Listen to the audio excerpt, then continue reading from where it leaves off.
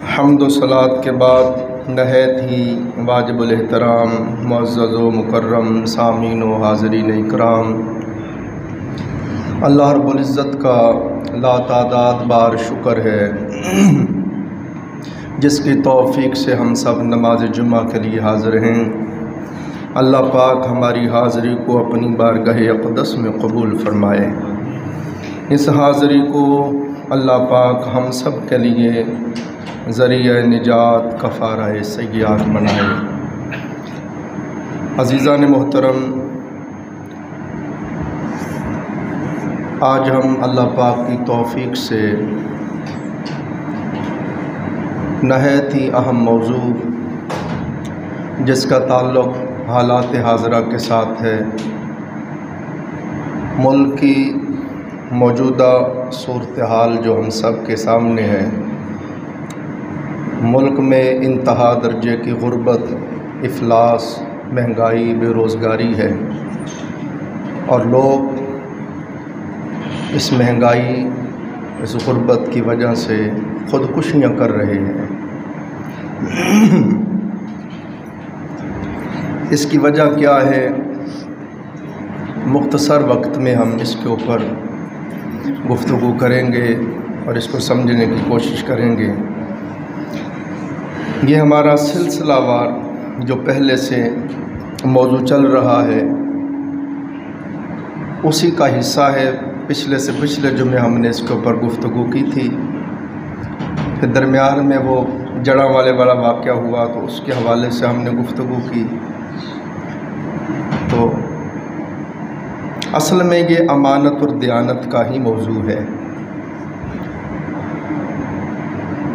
عزیزان محترم، یہ میں تفسیر تبیان القرآن پڑھ رہا ہوں۔ اللہ تعالیٰ کی مخلوق کے ساتھ معاملات میں ایمانداری یہ ہے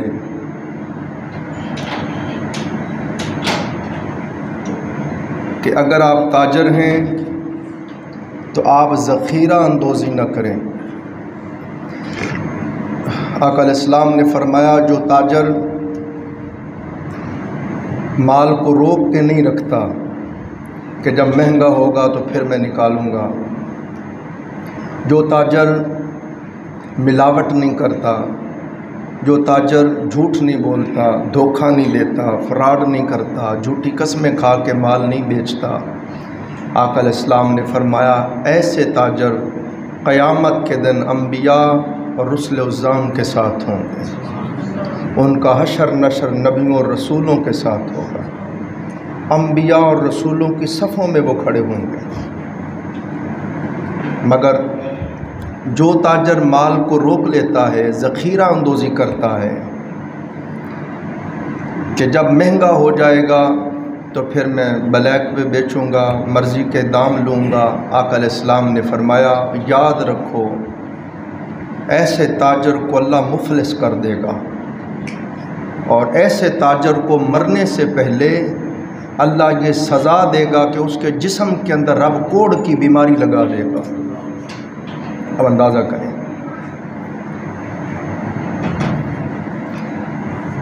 پھر مخلوق خدا کے ساتھ امانت داری یہ ہے کہ اگر آپ کا تعلق میڈیکل کے ساتھ ہے، آپ دوائیاں بناتے ہیں، آپ کی کمپنی ہے، فیکٹری ہے، تو آپ نقلی دوائیاں بنا کر لوگوں کی جانوں سے نہ کھیلیں۔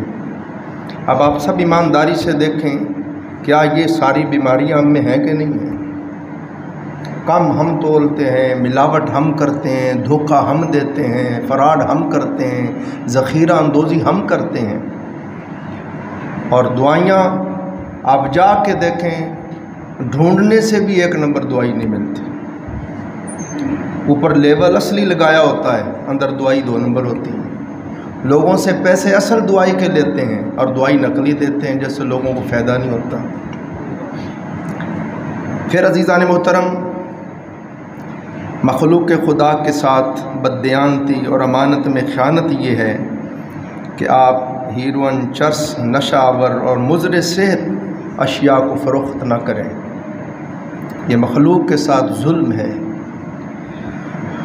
اور پھر جو بیوروکریٹ ہیں وہ رشوت نہ لیں، سرکاری افسران اپنے محکمے سے ناجائز مراعات حاصل نہ کریں، ڈیوٹی پر پورا وقت صرف کریں، دفتری اوقات میں غیر سرکاری کام نہ کریں۔ آج کل آپ شناختی کارڈ بنوانے جائیں، پاسپورٹ بنوانے جائیں، کوئی لائسنس بنوانے جائیں تو آپ جا کے دیکھ لیں بغیر سفارش اور رشوت کے کام نہیں ہوتا۔ تو یہ مخلوق کے ساتھ بددیانتی ہے، یہ خیانت ہے، خلق خدا کے ساتھ ظلم ہے۔ اسی طرح ایک پارٹی کے ممبر کو عوام نے ووٹ دیا، بات سمجھ رہے ہیں نا، وہ ایک پارٹی کا بن کے آتا جی میں فلاں پارٹی کا ہوں، اس پارٹی کی وجہ سے لوگوں نے اس کو ووٹ دیا اور اوپر جا کے اس نے وہ لوٹا بن گیا اور ووٹ بیچ دیا۔ یہ بے ایمانی ہے، یہ خیانت ہے، ان لوگوں کے ساتھ بے ایمانی اور خیانت ہے جن کے ووٹ لے کے تو آیا ہے، تو ان سے دھوکہ دہی کر رہا ہے، بے ایمانی کر رہا ہے۔ اسی طرح عزیزان محترم، بغیر رشوت کے یہ کام نہ کرنا یہ سرکاری امانت میں خیانت ہے۔ اور پھر کہتے ہیں کہ اسی طرح حکومت کے ارکان اور وزراء جو قومی خزانے اور عوام کے ٹیکسوں سے بلا وجہ غیر ملکی دوروں پر غیر ضروری افراد کو اپنے ساتھ لے کر جاتے ہیں اور اللے تللے کرتے ہیں اور عیاشیاں کرتے ہیں، یہ بھی عوام کے ساتھ عوام کی امانت میں خیانت اور بددیانتی ہے۔ اسکولوں میں، کالجوں میں، یونیورسٹیوں میں اساتذہ پروفیسر جائیں اور چائے شائے پی کے گپ شپ کر کے گھر آ جائیں اور بچوں کو پڑھائیں نہ اپنے، یہ بھی بددیانتی اور خیانت ہے۔ اسی طرح آپ کسی ادارے کے اندر افسر لگے ہوئے ہیں اور آپ بے جا مراعات لیتے ہیں اور اپنے دوستوں اور رشتہ داروں کو نوازتے ہیں، کسی اسامی پر رشوت اور سفارش کی وجہ سے نااہل کا تقرر کرتے ہیں، آپ جانتے ہیں کہ اہل ہی نہیں ہے، اس کے اندر قابلیت ہی نہیں ہے، تو آپ اس نااہل کو اس کے اوپر پیسے لے کے رشوت لے کے تقرر کر دیتے ہیں۔ یہ امانت میں خیانت ہے، بددیانتی ہے، ظلم ہے۔ یہ کسی دنیاوی منفعت کی وجہ سے نااہل کو ووٹ دینا، جس طرح ہمارے ملک میں ہے، ہم رشتہ داریاں قوم پرستی پالتے ہیں، دیکھتے ہیں کہ میری سارے ہمارے قوم کے لوگ اس کے ساتھ ہیں، ہم بھی اس کے ساتھ، جانتے بھی ہیں یہ بندہ صحیح نہیں ہے، تو یہ بھی بددیانتی اور خیانت ہے۔ حتیٰ کہ استاد علامہ غلام رسول سعیدی صاحب رحمۃ اللہ تعالیٰ علیہ فرماتے ہیں، اگر ہم گہری نظر سے جائزہ لیں تو ہمارے پورے معاشرے میں خیانت کا ایک جال بچھا ہوا ہے اور ہر شخص اس نیٹ ورک میں جکڑا ہوا ہے۔ تو یہ چیزیں تھیں جن کے اوپر آج ہم گفتگو کریں گے۔ اس میں سے صرف دو چیزیں ہم لے لیتے ہیں، ایک رشوت لینا اور بے جا مراعات لینا۔ بسم اللہ۔ اب رشوت کے بارے میں آپ دیکھیں، سرور دو جہاں صلی اللہ علیہ وآلہ وسلم نے ارشاد فرمایا، آقا علیہ السلام فرما، رشوت لینے والا اور رشوت دینے والا دونوں جہنمی ہیں۔ ایک چیز فقہاء نے، علماء نے بیان کی ہے کہ آپ قابل بھی ہیں، آپ اہل بھی ہیں، آپ پڑھے ہوئے ہیں، آپ کے اندر لیاقت ہے، قابلیت ہے، آپ اس نوکری اس عہدے کے آپ قابل ہیں، مگر آگے بیٹھے ہوئے لوگ بغیر رشوت کے کام نہیں کرتے، بغیر سفارش کے کام نہیں، حالانکہ آپ کے اندر وہ ساری قابلیتیں موجود ہیں، آپ کا حق ہے، آپ کی اہلیت ہے، اور وہ آگے بیٹھے ہوئے بے ایمان لوگ بغیر رشوت کے نہیں کام کرتے، تو پھر عذاب وبال عطاب ان پہ ہوگا۔ آپ کی مجبوری ہے، آپ روزگار کے لیے، بچوں کے لیے آپ تو سارا کچھ کر کے لائے ہیں، مگر وہ بغیر رشوت کے کام نہیں کرتے، تو سارا عذاب وبال ان حکمرانوں پر ہوگا جو بغیر رشوت کے کام نہیں کر رہے، آپ کی تو مجبوری ہے۔ عزیزان محترم، آقا علیہ السلام نے ارشاد فرمایا، اب دیکھیں سرکار پاک صلی اللہ علیہ وآلہ وسلم نے ارشاد فرمایا، رشوت لینے والا اور رشوت دینے والا دونوں ملعون ہیں، دونوں پر خدا کی لعنت ہے۔ اب دیکھیں ہم پیچھے ذرا آپ نظر دوڑائیں، ہم نے پڑھا جو آدمی گناہ کرتا ہے، آقا علیہ السلام نے فرمایا جو اعمال بندے کو جہنم میں لے جاتے ہیں ان اعمال میں سے ایک عمل رشوت لینا بھی ہے، اور وہ اعمال جن کی وجہ سے بندے پر خدا کی لعنت ہوتی ہے ان گناہوں میں سے ایک گناہ رشوت لینا اور دینا بھی ہے۔ ہم پڑھ آئے کہ جس پر خدا لعنت کر دے، جو گناہ کرے، نافرمانیاں کرے، فسق و فجور کرے، بدعمالیاں کرے۔ اب گناہوں کا ساتھ ذکر آ رہا ہے کہ مثلا وہ رشوت لیتا دیتا ہے تو اس پر اللہ لعنت کرتا ہے۔ اب اس لعنت کی سزا یہ ہے کہ نسل در نسل اس بندے کو محروم، بدبخت، نامراد کر دیا جاتا ہے۔ نسل در نسل وہ لعنت پھر پیچھا نہیں چھوڑتی، اولادوں تک لعنت پیچھا نہیں چھوڑتی۔ اگر آپ تقوی اختیار کریں، صالحیت اختیار کریں، پرہیزگاری کریں تو اللہ کی رحمت اور برکت ہوتی ہے، اور وہ رحمت اور برکت بھی نسلوں تک بندے کے ساتھ رحمت اور برکت رہتی ہے۔ اور جو گناہ کرے، اللہ کی نافرمانی کرے، اللہ اس پہ لعنت کرتا ہے۔ جس طرح رحمت اور برکت نسلوں تک ساتھ رہتی ہے، ایسے ہی لعنت بھی نسلوں تک ساتھ رہتی ہے۔ وہ نسل در نسل بندہ برباد ہو جاتا ہے، ہلاک ہو جاتا ہے، نامراد ہو جاتا ہے۔ تو یہ گناہ رشوت لینا ایک تو اس کا یہ وبال ہے کہ حضور نے فرمایا جو عمل بندے کو جہنم میں لے جاتے ہیں ان میں سے ایک یہ رشوت بھی ہے، اور دوسرا فرمایا اس کی وجہ سے بندے کے اوپر اللہ کی لعنت ہوتی ہے۔ اب ہم بڑے بڑے بہانے بنا لیتے ہیں، بڑے بڑے عذر بنا لیتے ہیں۔ اس میں حضور علیہ السلام نے بڑا زبردست ایک کلیہ فرما دیا۔ ہم اپنی طرف سے بڑے بڑے عذر نکال لیتے ہیں، بڑے بڑے جواز پیدا کر لیتے ہیں کہ یہ بات صحیح ہے۔ آقا علیہ السلام سے پوچھا گیا یا رسول اللہ صلی اللہ علیہ وسلم، لجپال آقا مجھے کیسے پتہ چلے کہ یہ کام میرے لیے صحیح ہے کہ نہیں؟ آقا علیہ السلام نے فرمایا سب سے بڑا مفتی دل ہے، جب کوئی کام کرنے لگے دل سے پوچھ لیا کر، جو دل فتویٰ دے اس کے اوپر عمل کر لیا کر۔ اب آپ غور کریں، ذرا بھر بھی ہم گڑبڑ کر رہے ہوں اندر سے آواز ضرور آتی ہے کہ تو غلط کر رہا ہے۔ ان پڑھ سے ان پڑھ بندہ ہو، گناہ گار سے گناہ گار ہو، جاہل سے جاہل ہو، اگر وہ دل سے پوچھے اندر سے آواز آتی ہے کہ بندے تو غلط کر رہا ہے۔ جب دل متنبع کر رہا ہے، فتویٰ دے رہا ہے کہ یہ کام صحیح نہیں تو نہ کر، مگر پھر بھی ہم اندر سے آواز آ رہی ہے صحیح نہیں، مگر ہم پھر بھی جناب ہیل حجت اور جواز پیدا کر لیتے ہیں، بے ایمانی کرتے ہیں، فراڈ کرتے ہیں، اپنے آپ کے ساتھ بھی دھوکہ کرتے ہیں، اگلے سے بھی دھوکہ کرتے ہیں۔ اب یہ دیکھیں آقا علیہ السلام نے سرکار پاک صلی اللہ علیہ وآلہ وسلم کی بارگاہ اقدس میں آپ کو لے چلوں۔ حضور علیہ السلام عاملین کو، وہ عامل ہوتے تھے جن کی ڈیوٹی ہوتی تھی لوگوں کے پاس جانا، جا کے ان کے مال کا حساب لگانا کہ اتنا مال ہے اور اس میں سے اتنی زکوٰۃ بنتی ہے، اور وہ پھر زکوٰۃ وصول کر کے بیت المال میں آ کے جمع کرواتے ہیں۔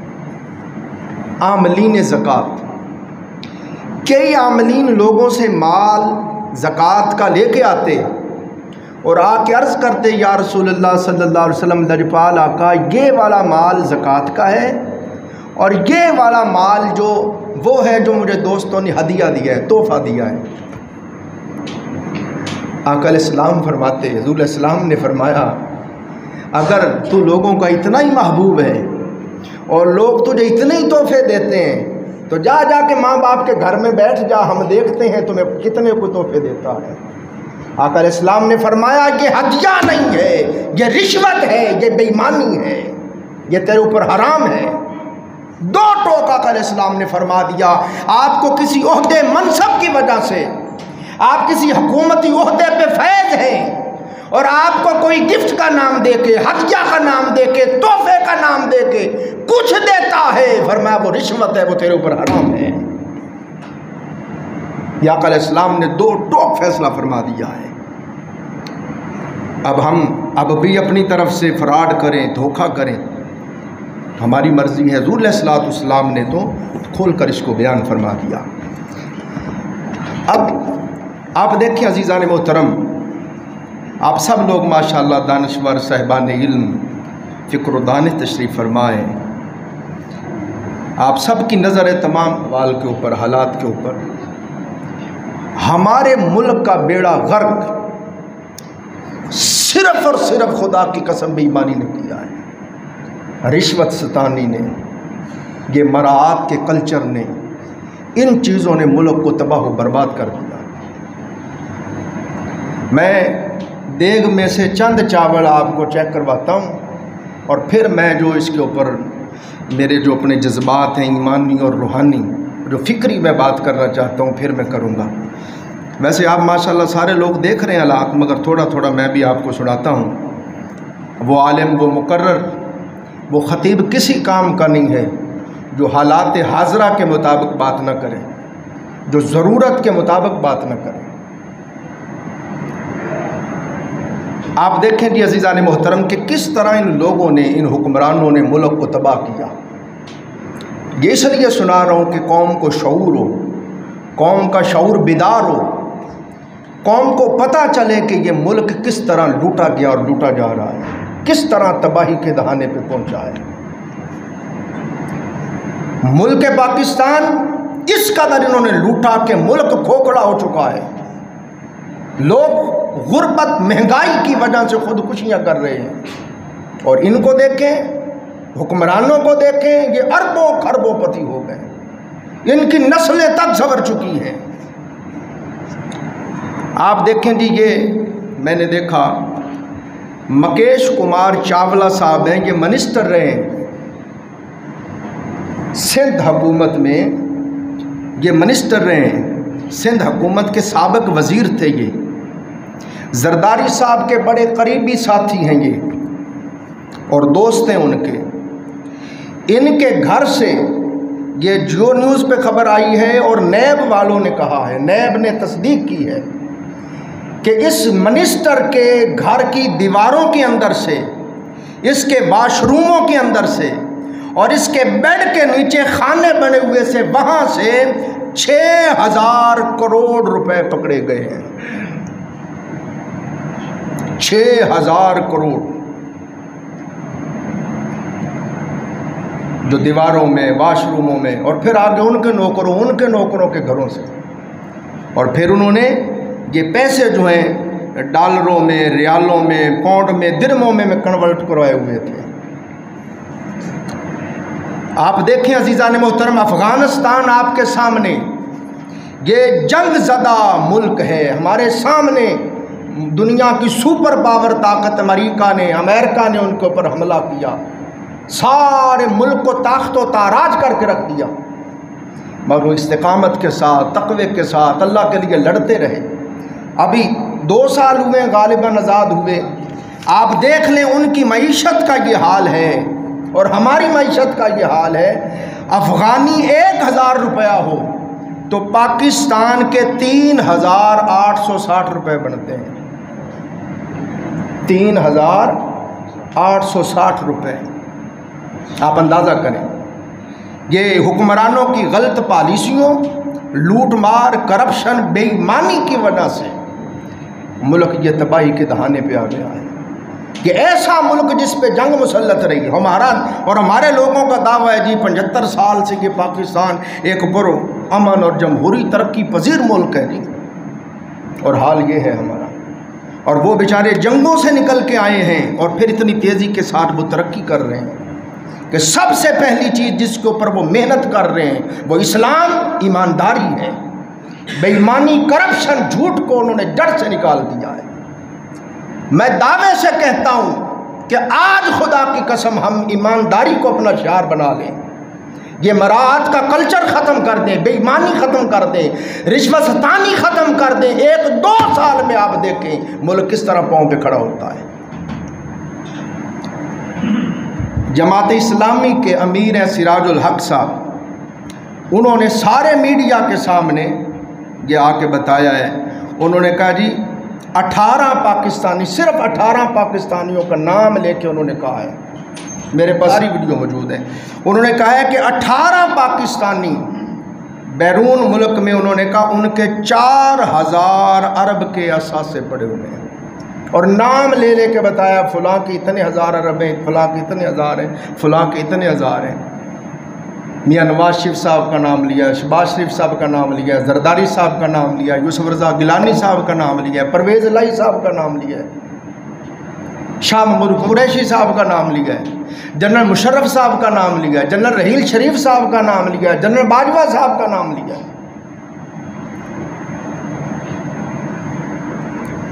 اسی طرح عزیزان محترم پھر یہ تو صرف 18 بندوں کا بتایا ہے, اور ججز, جرنیل, جرنلسٹ, جاگیردار, بیوروکریٹ, سیاستدان, ان ساروں نے جی بھر کے اس ملک کو اسی طرح لوٹا ہے.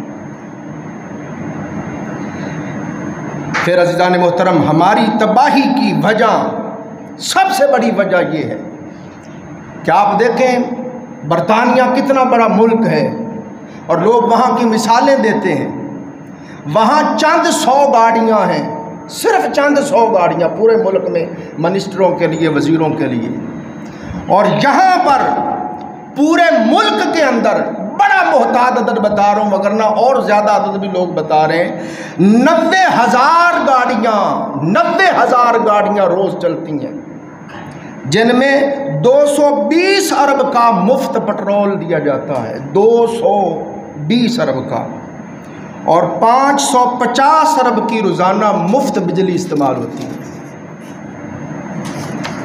ہم اندازہ کریں.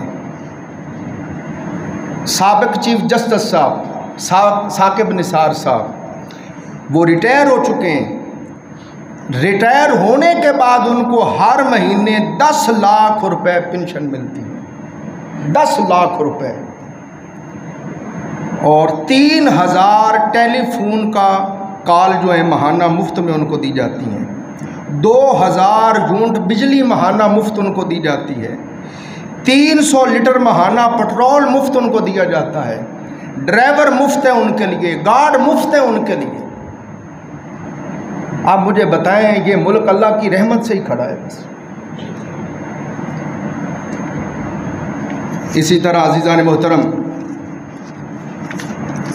پھر آپ دیکھیں ابھی جو 10-11 جماعتوں کی حکومت تھی ابھی وہ گئے ہیں چھوڑ کے, تو جانے سے پہلے آپ دیکھیں 230 کروڑ روپے کی گاڑیاں افسروں میں تقسیم کر کے گئے ہیں, ACDC وغیرہ کو. 230 کروڑ روپے کی گاڑیاں, نئی گاڑیاں کروڑوں روپے کی منگوا کے افسروں کو دے کے گئے ہیں. اس پہ ایاز امیر صاحب بڑے سنجیدہ صحافی ہیں, انہوں نے تبصرہ کیا. انہوں نے کہا جی ان کو پتہ ہے ہم عوام کے ووٹوں سے نہیں آتے ہیں, یہ جو ووٹ گنتی کرواتے ہیں نا, کرتے ہیں, ان کی وجہ سے ہم آتے ہیں. تو جاتے جاتے ان کو پہلے رشوت دے گئے کہ ہمارا دھیان رکھنا. پھر آپ دیکھیں ڈپٹی گورنر صاحب ہیں اسٹیٹ بینک کے, تو ان کا دیکھیں وہ 18,60,000 روپے ان کی تنخواہ ہے, اور 2.5 لاکھ روپے ہاؤس رینٹ ان کو ملتا ہے, گاڑی اس کے علاوہ, ماہانہ پٹرول اس کے علاوہ, 13 لاکھ روپے کی کلب ممبرشپ, مفت پٹرول, مفت میڈیکل, سب کچھ مفت ہے. یہاں ہے کوئی پوچھنے والا؟ کسی دانشور نے بڑی زبردست بات کہی ہے, اس نے کہا ہے کہ پاکستان جو ہے یہ ایک کوفہ ہے. کسی نے کوفیوں کو دیکھنا ہو نا, کوفیوں کو, وہ پاکستانیوں کو دیکھے. کہتے ہیں کیوں؟ کہتے ہیں ہماری قوم کی حالت بھی کوفیوں والی ہے, ہم سب حق دیکھ رہے ہیں, حق کدھر ہے, مگر یزید کے ڈر سے حق کے لیے اٹھتے نہیں ہیں. حضرت امام زین العابدین علیہ السلام نے فرمایا تھا مجھے اتنا گلہ, اتنا شکوہ یزید پر نہیں ہے جتنا گلہ اور شکوہ مجھے کوفیوں پر ہے, کہ جنہوں نے حق کے لیے آواز بھی نہیں اٹھائی, جو حق کے لیے اٹھے ہی نہیں, حق کے لیے ساتھ ہی نہیں دیا. بس اب میں آگے جو میرا تجزیہ ہے, جو میرے جذبات ہیں, میں اس پہ آگے ہوں, روحانی گفتگو ہم کرتے ہیں. آپ دیکھیں سما نیوز کے اوپر یہ خبر آئی ہے, سرکاری ملازمین نے سالانہ 34 کروڑ یونٹ سے زیادہ مفت بجلی استعمال کی ہے۔ 34 کروڑ صرف ایک سال میں 34 کروڑ یونٹ مفت بجلی استعمال کی ہے، جو کم از کم 8 ارب 50 کروڑ کی بنتی ہے۔ اور ابھی یہ حکومت جاتے جاتے آخری دن اسمبلی کا جن کا اجلاس تھا، انہوں نے آخری دن جو کھانا کھایا 7.5 کروڑ روپے کا کھانا کھا کے گئے ہیں۔ جو لوگ سوشل میڈیا دیکھتے ہیں، اخباریں دیکھتے ہیں، ٹی وی دیکھتے ہیں، وہ سارے میری باتوں میں اپنی طرف سے تو میں دیکھو میں لکھ کے لایا ہوں۔ سندھ اسمبلی میں صرف ایک سال میں، سندھ اسمبلی میں صرف ایک سال میں 4.5 کروڑ روپے کے وہ بسکٹ کھا گئے ہیں۔ اب اندازہ کریں، اس طرح سے انہوں نے اس ملک کو لوٹا ہے۔ وفاقی وزیر مولانا فضل الرحمان صاحب بڑا دعویٰ کرتے ہیں، جناب میں دین کی خدمت کر رہا ہوں اسلام، ان کے بیٹے اسد محمود صاحب جو وزیر مواصلات تھے، انہوں نے 11 مہینوں میں 10 عمرے کیے ہیں، 11 مہینوں میں 10 عمرے کیے ہیں۔ اور آپ دیکھیں 7 سٹار ہوٹل برج الساعہ، اس کے کمروں میں رہتے ہیں جس کی ایک رات کا کرایہ 2,85,000 روپے ہے۔ ایسے کھڑکی کھولیں تو نیچے حرم نظر آتا ہے۔ تو کسی نے تجزیہ کیا، اس نے کہا جی وہ اس کمرے میں بیٹھ کے کھڑکی کھول کے کعبے کو دیکھ کے آپ غریبوں کے لیے دعا کرتے تھے۔ یہ مولانا صاحب کی مہربانی ہے، سب نے کسی نے کوئی کسر نہیں چھوڑی۔ پھر مہربانی کی ہے، دیکھیں لوگ، آپ دیکھیں میڈیا کو، لوگ بھوک کی وجہ سے، غربت کی وجہ سے، افلاس کی وجہ سے، مہنگائی کی وجہ سے لوگ خودکشیاں کر رہے ہیں، لوگ زہر کھا رہے ہیں خود بھی اور بچوں کو بھی کھلا رہے ہیں، بچوں سمیت پانی کے اندر چھلانگیں لگا کے ڈوب رہے ہیں۔ میں نے کتنی ویڈیو دیکھی ہیں، اس نے خود بھی زہر کھا لیا، اس کی بیوی نے بچوں کو بھی کھلا دیا، بچوں کو بیوی کو نشہ ور چیز کھلا کے سب کو ذبح کر دیا، پھر خودکشی کر لی۔ غریب کا 5,000 روپیہ چھوڑنے کے لیے یہ ظالم تیار نہیں ہے، غریب کا 15,000 چھوڑنے کے لیے تیار نہیں ہے، اور اپنے لیے یہ قانون بنا گئے ہیں کہ 50 کروڑ سے زیادہ اگر کرپشن ہوئی تو پھر نیب اس کو پکڑ سکتا ہے، اس پہ کیس چلے گا، 50 کروڑ سے کم ہو تو آپ پکڑ ہی نہیں سکتے ہیں۔ اتنے بے ایمان، اتنے دھوکہ باز اور اتنے بے ایمان ہیں یہ لوگ۔ اب سنیے، حضرت امام حسن بصری رحمۃ اللہ علیہ جو تابعین میں سے ہیں، جن کی کئی بدری صحابہ کے ساتھ ملاقات ہوئی، جنہوں نے تاجدار کائنات کا جھوٹا پانی پیا ہے، جنہوں نے حضرت ام المومنین ام سلمہ رضی اللہ کا دودھ پیا ہے، جو مولا علی سرکار کی ہاتھ پہ جن کی بیعت ہے، جو اولیاء کے تاجدار ہیں، امام حسن بصری رحمۃ اللہ علیہ سے پوچھا گیا، حضور یہ بتائیں قیامت کے دن سب سے زیادہ چیخ و پکار کن کی ہوگی؟ سب سے زیادہ ذلت میں، رسوائی میں، عذاب میں کون لوگ ہوں گے؟ سب سے زیادہ کن کی چیخیں بلند ہو رہی ہوں گی؟ امام حسن بصری رحمۃ اللہ علیہ نے فرمایا، جن کو حکومتی عہدے ملے، حکومتی مناصب ملے، اور وہ خلق خدا پہ ظلم کرتے رہے، مخلوق کے حق مارتے رہے، ان کے حق کے ساتھ بددیانتی بے ایمانی کرتے رہے۔ اور سنیے، سرور کائنات صلی اللہ علیہ وآلہ وسلم نے فرمایا، میرے آقا نے فرمایا، جس بندے کو کوئی بھی حکومتی منصب ملا، کوئی حکومتی عہدہ ملا، میرے آقا نے فرمایا بڑی مشکل سے ہی کوئی بخشا جائے گا، بڑی مشکل سے ہی کوئی بخشا جائے گا جس کو بھی کوئی حکومت کا عہدہ ملا ہے، کیونکہ یہ بڑی بے ایمانیاں کرتے ہیں۔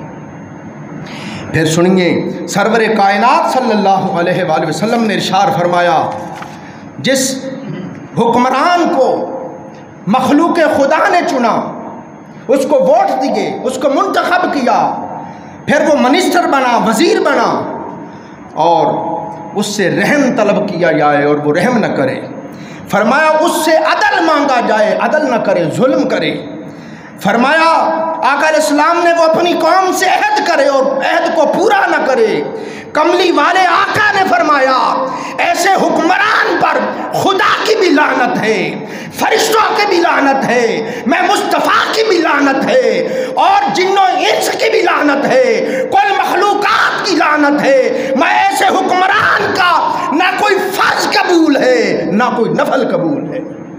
یہ آقا علیہ السلام نے ایسے حکمرانوں کے یہ ساری خصلتیں ان میں پائی جاتی، بے ایمان بھی ہیں، وعدہ خلاف بھی ہیں، جھوٹ بھی بولتے ہیں، ظلم بھی کرتے ہیں۔ یہ عزیزان محترم، سیدنا فاروق اعظم رضی اللہ کے دربار میں آپ کو لے چلوں۔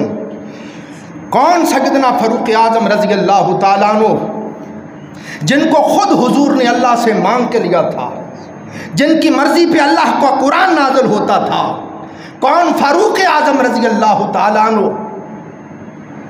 کہ امیر المومنین بنے، رات کو لوگ سوتے تھے، صغیر و کبیر، امیر و فقیر سب سو جاتے، ہر سو ہو کا عالم ہوتا، مگر یہ مصطفیٰ کا فقیر اپنی حالت بدل کے، بدوؤں والا لباس پہن کے، اپنا بھیس بدل کے پوری رات مدینہ کی گلیوں میں گشت کرتے کہ کسی کو بھوک تو نہیں، کوئی تکلیف میں تو نہیں۔ آپ پڑھ کر دیکھیں، ایک مرتبہ آپ کا غلام اسلم بھی ساتھ ہے، وہ کہتا ہے میں نے دیکھا کہ دور ایک جگہ آگ جلتی ہوئی نظر آئی، چلتے چلتے شہر سے دور نکل گئے، ایک جگہ آگ جلتی ہوئی نظر آئی۔ سیدنا فاروق اعظم نے فرمایا اسلم لگتا ہے کہ یہاں کوئی مسافر آئے ہوئے ہیں۔ آپ تشریف لے گئے، آپ نے دیکھا کہ ایک خاتون خیمے میں آگ جلا کے رکھی ہے اور اوپر ہنڈیاں رکھی اور بچے رو رہے ہیں۔ آپ نے آواز دی کہ اجازت ہے اندر آنے کی؟ اس نے کہا اگر شرافت سے آنا چاہتے ہو تو آ جاؤ۔ آپ اندر داخل ہوئے، فرمایا خاتون کیا بات ہے، یہ بچے کیوں رو رہے ہیں؟ اس نے کہا بھائی کھانے کے لیے کچھ نہیں ہے، اور یہ ہنڈیا میں پانی ڈالا ہوا ہے، نیچے آگ جلائی ہوئی ہے، اور بچے بار بار روٹی مانگتے ہیں کھانا، اور ان کو کہتی ہوں پک رہا ہے پک رہا ہے، اسی طرح یہ روتے روتے سو جائیں۔ سیدنا فاروق اعظم آپ سرکار کی سسکیاں بن گئی، رو کے فرمایا کہ عمر تیری حکومت میں یہ حال ہے تو قیامت کے دن رب ذوالجلال کی عدالت میں کیسے جواب دے؟ دوڑ پڑے، خود بیت المال میں آئے، بوری کے اندر راشن ڈالا، آٹا ڈالا، گھی ڈالا، شہد ڈالا، ضرورت کی چیزیں ڈالی، اور ڈال کے غلام اسلم سے کہا اٹھا کے میری پشت پہ رکھ۔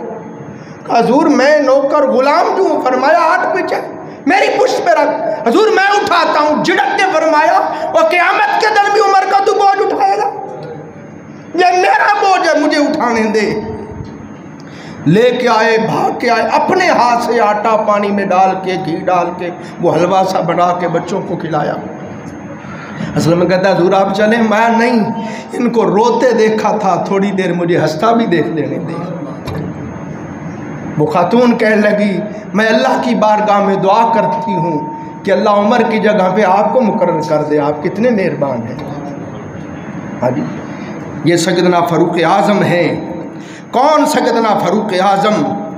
25 لاکھ مربع میل پر آپ کی حکمرانی ہے، 25 لاکھ مربع میل کے فرما روا ہیں آپ، اور عاجزی کا عالم ہے۔ بیت المقدس فتح ہوا، آپ بیت المقدس میں جب داخل ہو رہے تھے، بیت المقدس کے تمام لوگ استقبال کے لیے آئے، لوگ دیکھ کے حیران رہ گئے کہ غلام سواری پہ آ رہا تھا اور 25 لاکھ مربع میل کا فرما روا خود پیدل چل کے آ رہا تھا۔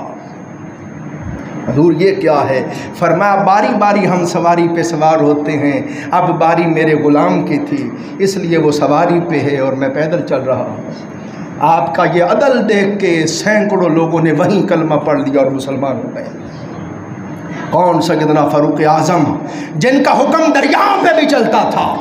کون فاروق اعظم جن کا آرڈر زمین پہ بھی چلتا تھا کہ زلزلہ آیا غصے سے درہ مار کے فرمایا کیا عمر نے تیرے اوپر عدل نہیں کیا؟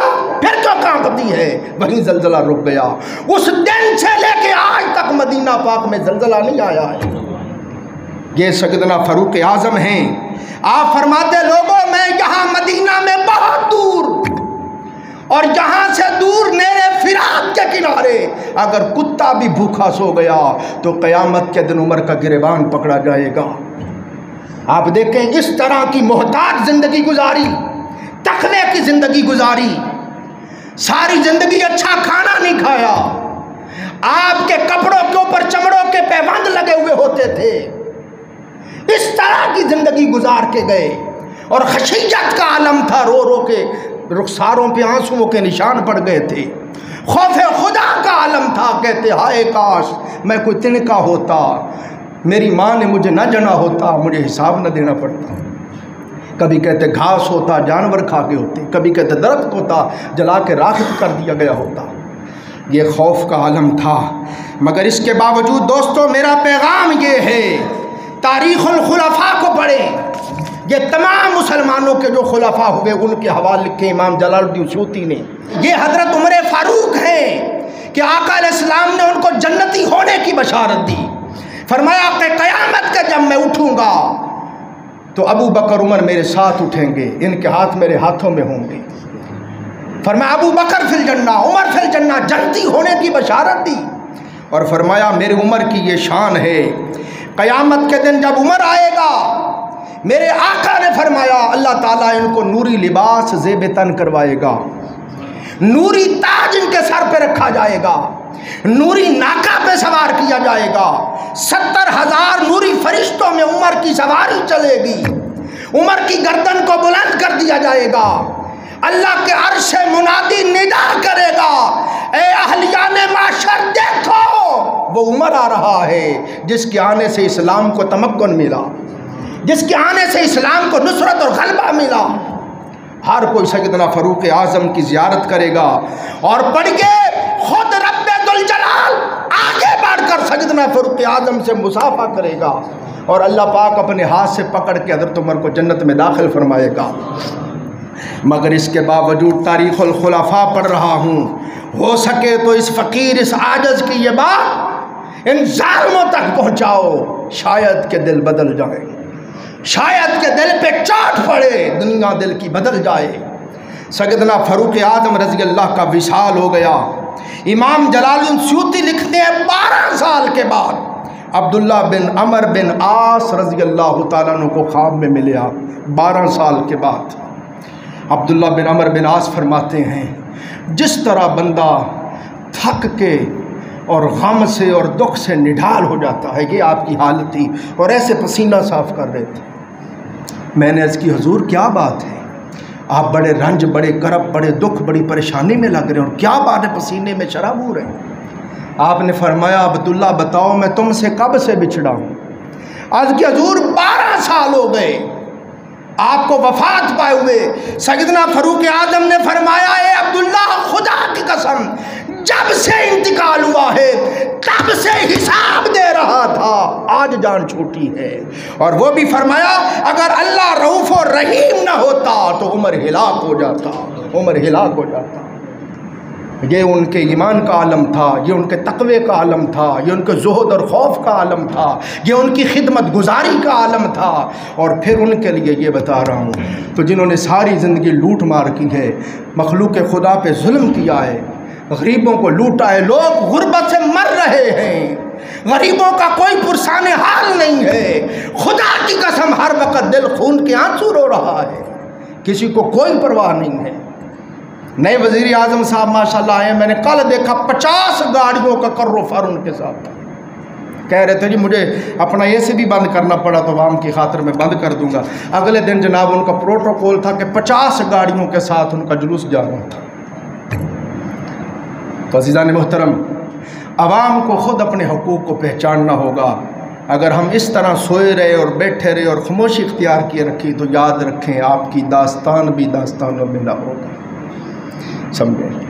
آپ کو کوئی، میں نے کبھی بھی یہ نہیں آپ کو کہا کہ آپ لڑائی کریں، جھگڑا کریں، توڑ پھوڑ کریں، فساد کریں۔ آپ کم از کم امن کے ساتھ کھڑے ہو کے احتجاج تو کر سکتے ہیں، پریشر ڈالیں، کو پتہ چلے کہ آپ کی بھی کوئی طاقت ہے، مگر ہم ہلتے ہی نہیں ہیں، ظلم در ظلم سہتے جا رہے ہیں، سہتے جا رہے ہیں۔ اب ان کو چاہیے تھا اس کی باتیں سنیں، اتنا قابل اتنا سمجھدار لگتا ہے، اور ظلم کا عالم ہے کہ لوگ خودکشیاں کر رہے ہیں، لوگ بھوک سے مر رہے ہیں، اور انہوں نے ماشاءاللہ آتے ہی 18-20 روپے پھر تیل بڑھا دیا، اور کہہ رہے ہیں اگلے مہینے بجلی کا بل اس سے ڈبل آئے گا۔